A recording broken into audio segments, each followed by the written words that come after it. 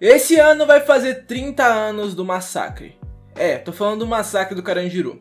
Esse ano faz 3 décadas de que tudo aconteceu. Como eu falei lá no vídeo que eu contava a história da Rua 10, que é meio que uma galeria, um dos corredores de uma galeria que tinha dentro do Carandiru. Lá eu falei, né, que eu ia falar sobre a história real, completa do presídio. E esse vídeo aqui de hoje é pra isso.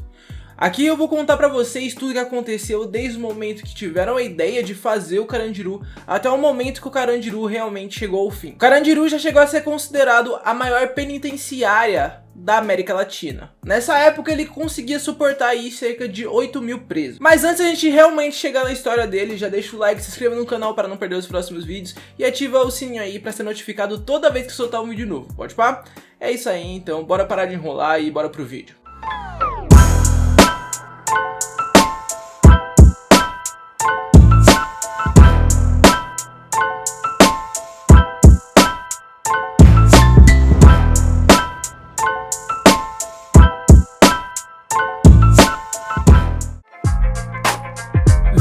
De abril de 1920.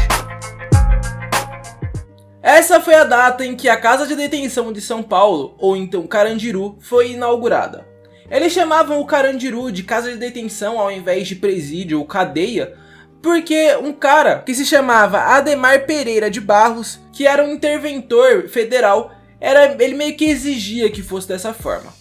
É a mesma coisa, eu acredito, de chamar, sei lá, favela e comunidade, tá ligado?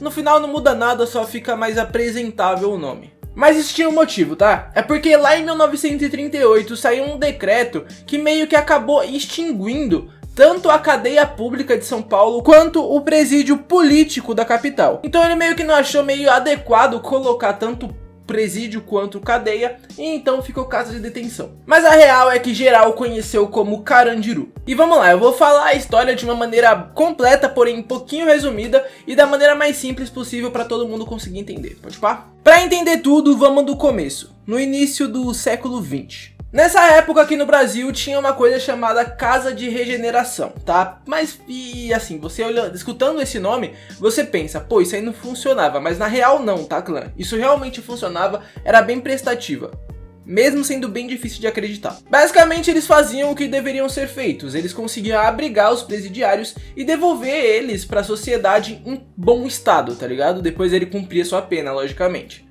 Então, normalmente as pessoas entravam lá do jeito que entravam e saía, ou tipo, realmente mudado, tá ligado? E em pleno estado, ninguém batia, ninguém sofria agressão, podia acontecer, mas era raro. Só que lá em 1905 as coisas começaram a mudar um pouquinho, tá?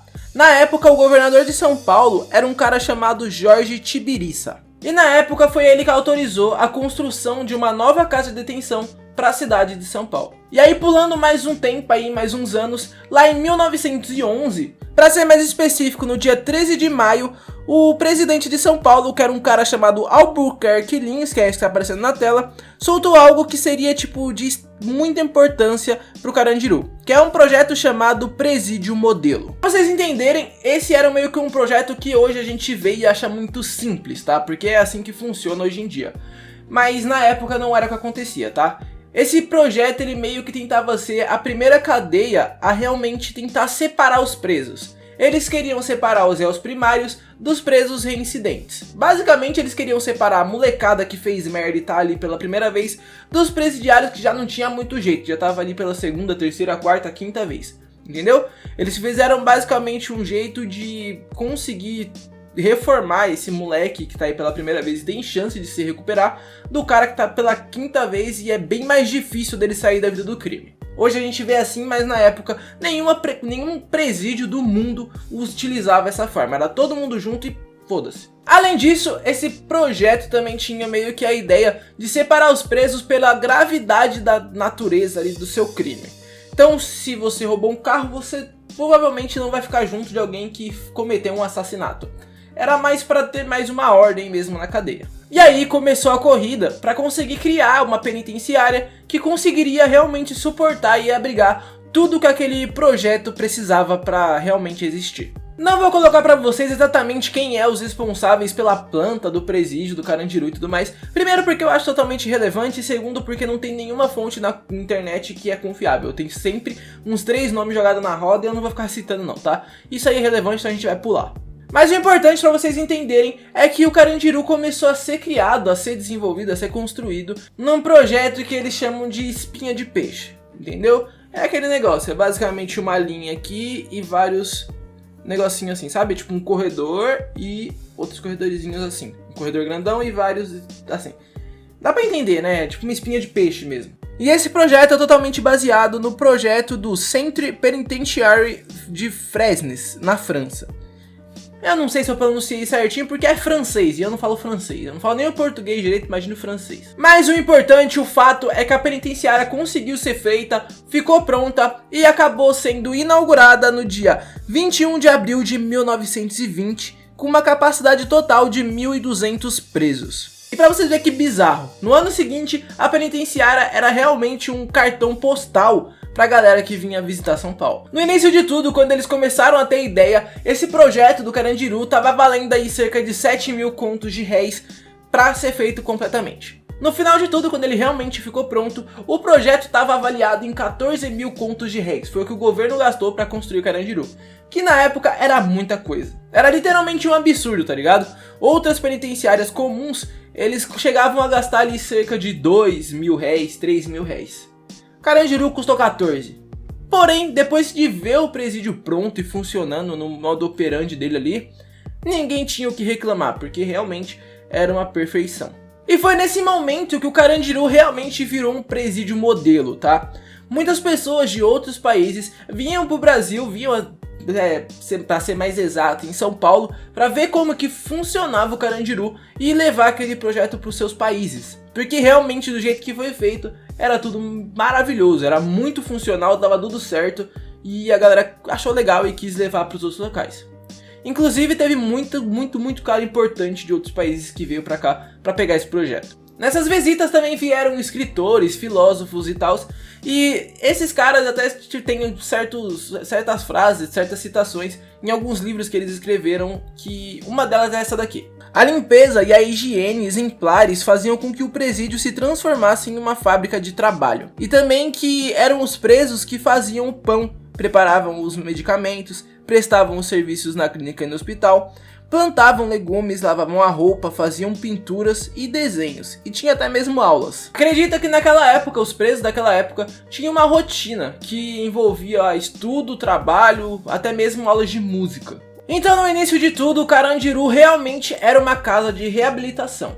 A ideia era que os presidiários que entrassem ali dentro tivessem uma rotina completa e que eles aprendessem e fizessem tudo o que eles podiam ali dentro, para quando a pena deles acabasse e eles voltassem para a sociedade, eles realmente fossem homens mudados, que conseguiriam entrar em uma vida nova e não precisariam recorrer ao crime novamente. Só que 20 anos depois, as coisas, essa ideologia ia mudar, e ia mudar muito. O fim do presídio modelo. Nos primeiros 20 anos de vida do presídio, lá em 1940, ele conseguiu atingir a sua capacidade máxima. E então começaram as obras. A partir de 1956, o presídio saiu dos seus 1.200 presidiários para uma capacidade de 3.250 presos. A partir daí, a casa já não era mais aquele espelho que os outros países, o resto do mundo, queria ter também no seu país. Aí chegamos em 1973. Esse ano foi inaugurada a penitenciária feminina da capital e em 1983, 10 anos depois, começou a operar o Centro de Observação Criminológica da cidade de São Paulo. Todos esses edifícios juntos tornaram-se o complexo penitenciário do Carandiru. Com tudo que estava acontecendo e com aquela junção de um monte de coisa, o complexo do Carandiru estava sempre lotado. Superlotação era um segundo nome do Carandiru. E junto com a superlotação, a má administração do presídio começou a fazer com que os presos começassem a ser tratados como animais. E bom, como você pode imaginar, isso não dá certo em nenhuma penitenciária. E em uma penitenciária com superlotação, só era uma questão de tempo até tudo começar a dar errado. Eles saíram em alguns anos daquele presídio modelo para o mundo para um verdadeiro inferno. Tudo isso porque os presos realmente não recebiam nem o básico que o presídio deveria oferecer. E sim, mesmo você não concordando com isso, é uma penitenciária, ainda estamos lidando com seres humanos e eles merecem ter o mínimo.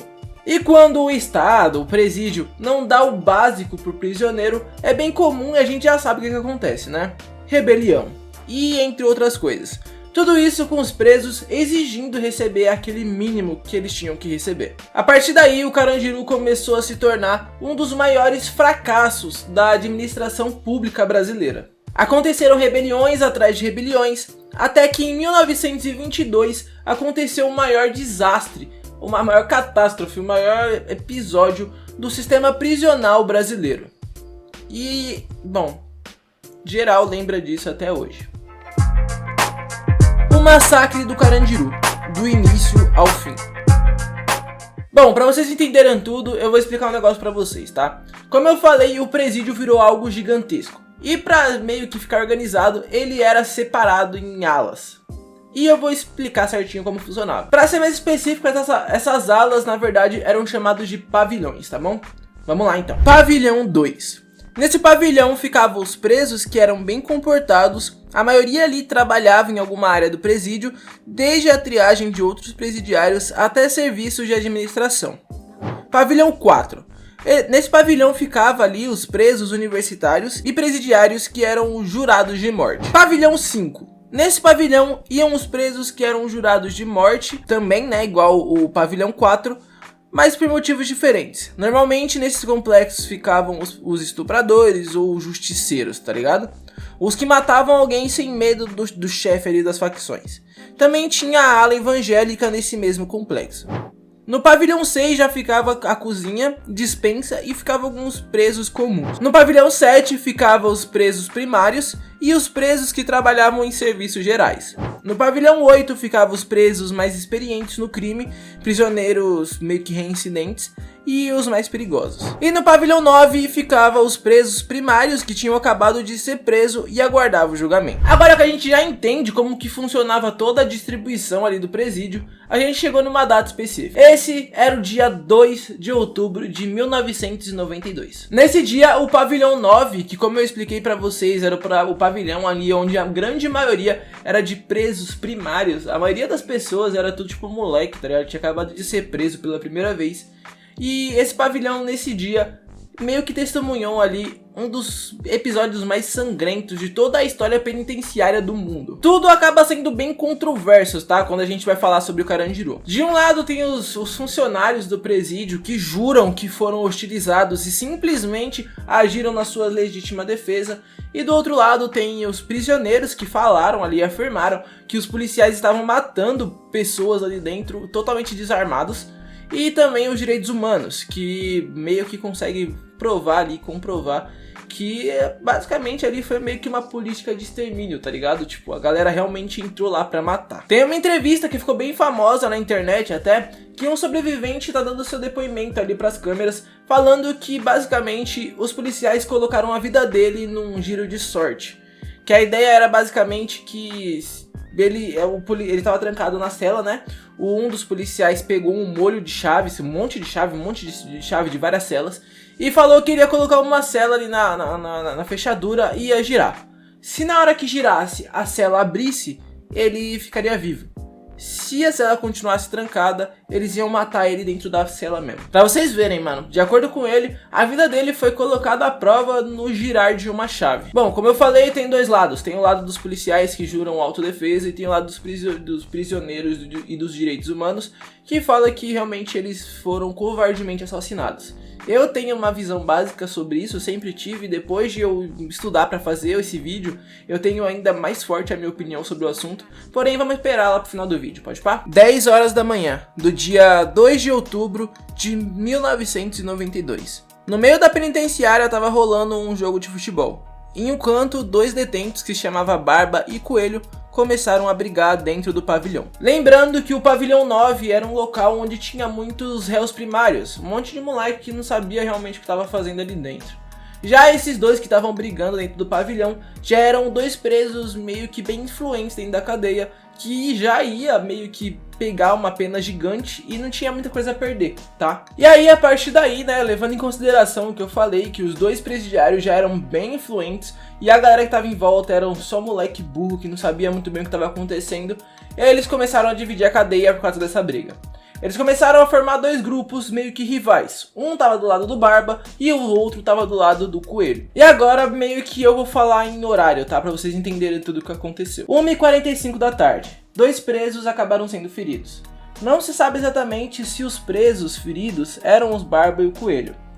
Já às 2h15, funcionários tentaram acalmar os ânimos ali do presídio, porém não deu muito certo. E a rebelião já está meio que instalada e todo mundo, os carcereiros já abandonaram aquele local. Tem fogo do lado de dentro, mas não há nenhum tipo de reivindicação ali dos presos. Às 2h30, o chefe da casa de detenção pede reforços para a PM. Já às 3h30 da tarde, chamados pelo diretor da casa de detenção, cerca de 320 policiais chegaram fora ali do pavilhão 9. Entre eles, homens de batalhões de elite como Rota, GAT e também Choque. Além disso, também tinha cavalaria e alguns bombeiros. O diretor do presídio, que se chamava Ismael Pedrosa, tentou uma última negociação do lado de dentro e meio que não deu muito certo e realmente a confusão tava ali tremenda, tava gigantesca. Às 4 da tarde, grupos de direitos humanos alegaram que os presos decidiram pôr fim à rebelião e que muitos entregaram as armas que eles tinham. Facas, cacetetes, essas coisinhas bestas que os presidiários têm lá dentro. Que eles fazem com um pedaço de espelho, madeira que acha pelo chão, essas coisas. A versão da polícia diz que as armas estavam sendo atiradas pela janela contra os policiais. Claro, né? Às 4h30 da tarde, a polícia meio que quebra ali a barricada e acaba entrando dentro do pavilhão. Um cara chamado Ubiratã diz que 86 homens participaram da operação e a promotoria disse que era mais de 300, a maioria sem os crachás de identificação. De acordo com o governador da época, um cara chamado Luiz Antônio Fleury Filho, a invasão foi autorizada pelo secretário de Segurança Pública, que era um cara chamado Pedro Franco de Campos, e não por ele. E poucos minutos depois, o coronel Ubiratã, líder da tropa, acabou sendo retirado ferido do local.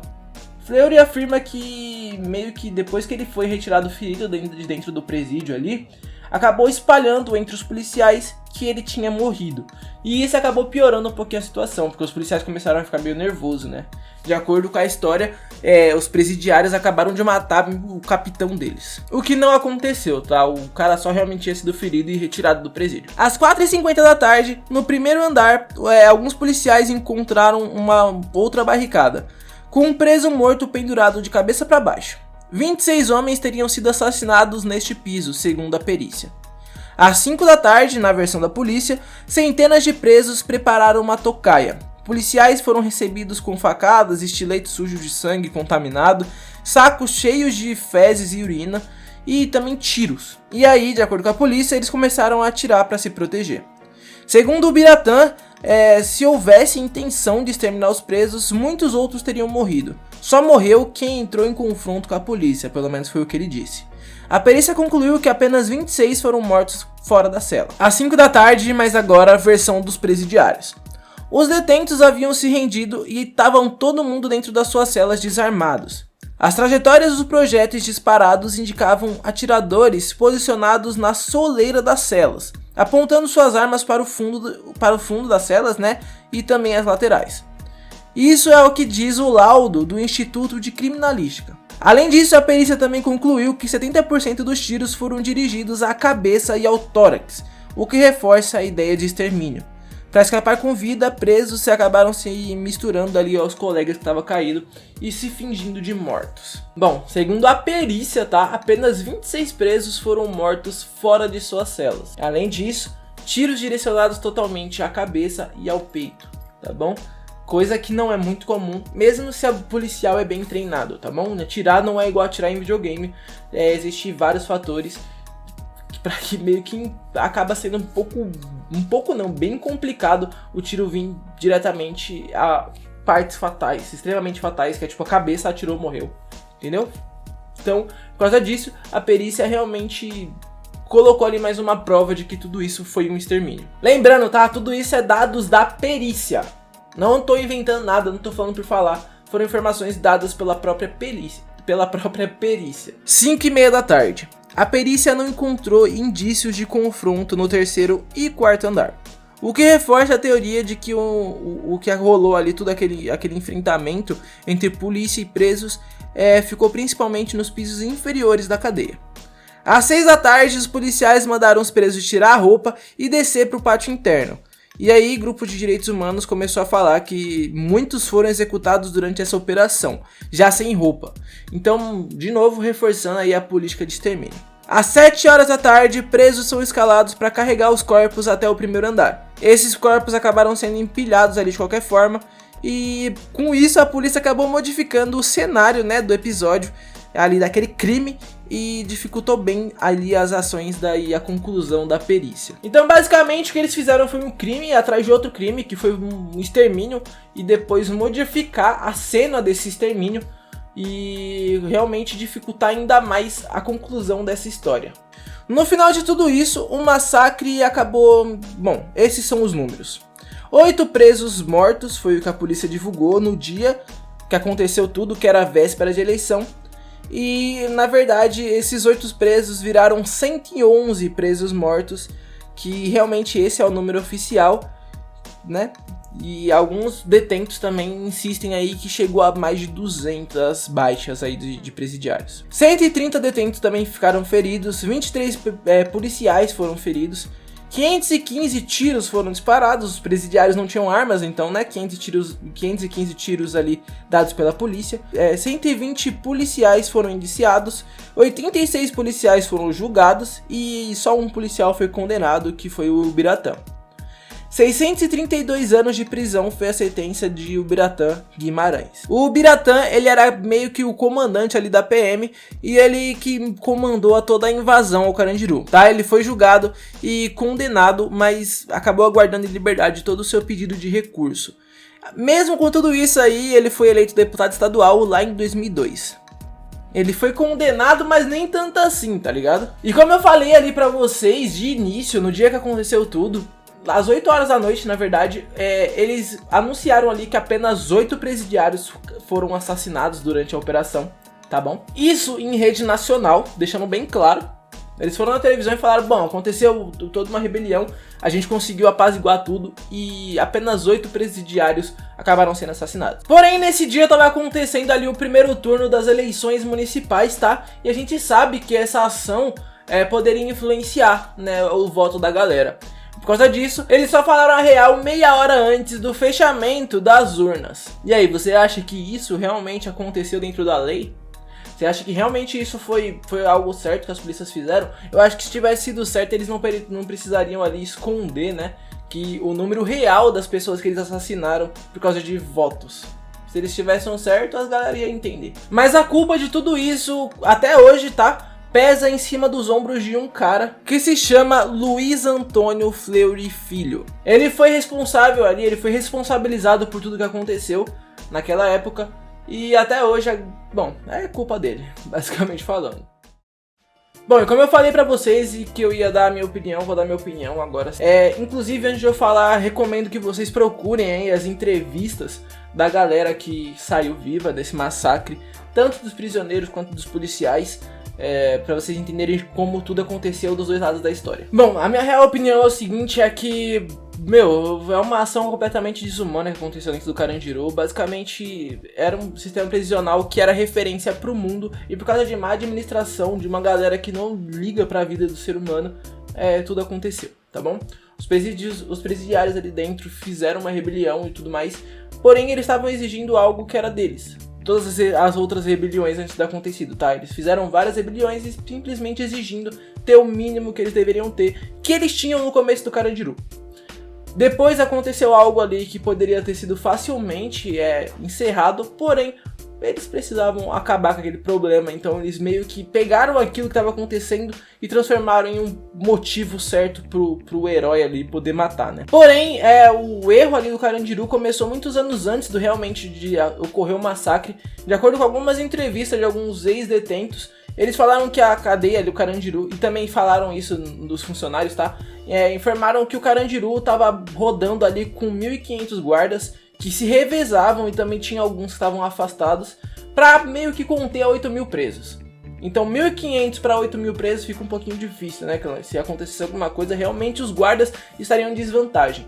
Então, basicamente a culpa do que rolou no Carandiru foi totalmente um erro público, tá ligado? Foi o governo que fez merda igual sempre. Na minha visão, uma ação completamente desumana. De um dos sistemas prisionais usados como referência para o resto do mundo, para o maior fracasso da administração pública nacional.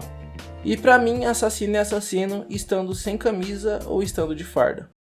Esse foi o vídeo de hoje, eu espero que vocês tenham gostado da história. É foda eu gostar da história, mas eu espero que vocês tenham gostado do vídeo, tá? Deu um trabalho do caramba fazer. Então, por gentileza, deixa o like, ajuda muito no canal. Vocês não perdem praticamente nada de tempo, é bem rápido e não precisa pagar, tá? Não tô pedindo pra você virar membro do canal, nem tem isso aqui no meu canal. Então só deixa o like, ajuda aí, beleza? Comenta que eu respondo geral, fala pra mim a opinião de vocês. Vou respeitar todo mundo que não esteja ofendendo outras pessoas, tá bom? Se sua opinião, você souber falar ela, tá totalmente aberto os comentários, vamos trocar uma ideia, eu respondo geral, pode pá? Então é isso daí, eu espero realmente que vocês tenham curtido o vídeo, valeu, até a próxima e fui!